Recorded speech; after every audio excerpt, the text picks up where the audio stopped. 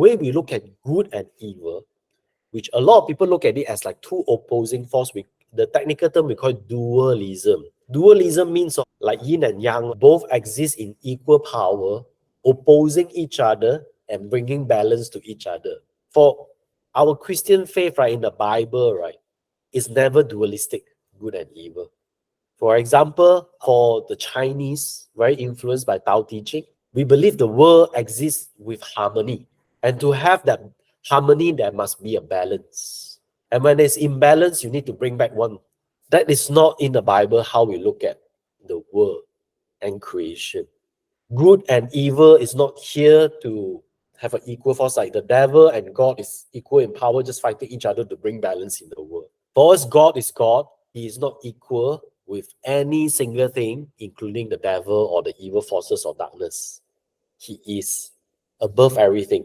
So when we want to understand human sin, human evil, it's not because we have this, sometimes we watch cartoon, there's this little devil, little angel, then try to, you make a decision, bring some balance. Oh, it doesn't work that way. Likewise, your life will not be good.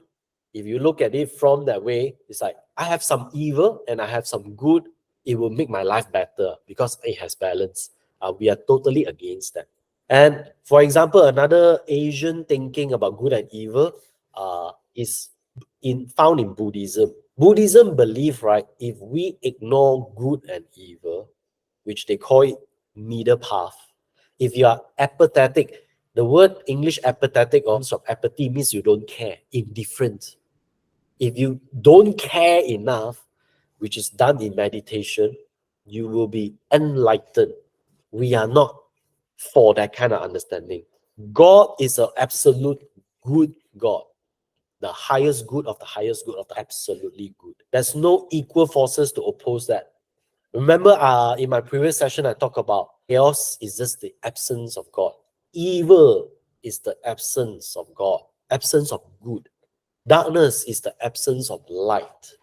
So we don't look at it as balance. So Buddhism will never be compatible in the Bible. This is not meant to offend anyone. Actually, we find it offensive when Buddhists want to tell us how to read our Bible. They do not know our Bible. They should be listening to us. Whether they agree or disagree is another thing. Okay? So for us as Christians, we are against Buddhist form of meditation because they say open your mind, don't care about good and evil. To us, that is evil itself. Because if you don't care about good, you want absence of good, is evil itself. If you know what is good and you don't do it right, is that wrong? For example, for us Chinese, we are obligated to take care of the older people, like our parents. For Buddhists, right, if you want to achieve enlightenment, you're supposed to not care about your parents, to escape suffering. Buddhism have a lot of different type of groups. Maybe some will disagree with each other, but the original Buddhism is that way. So if for us Christians, right, if you know what is good, you fail to do good, is part of sin. So for us, sin, right, human sin, just now I explained the word, right, sin is missing the mark. So sin is what we believe that we are straying away from God. And that's a metaphor that we always say, we are like a lost sheep, stray away, constantly stray away from God.